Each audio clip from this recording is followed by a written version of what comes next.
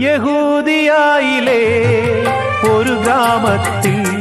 ഒരു ധനുമാസത്തിൻ കുളിരും രാവിൽ രാപാർത്തിരുന്നു രജപാലകർ ദേവനാദം കേട്ടു ആമോദരാ സ്വർണരാജികൾ വിടരും വാനിൽ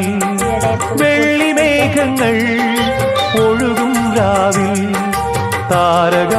രാജകുമാരിയോടൊത്തന്നു തിങ്കൾ കലപാടി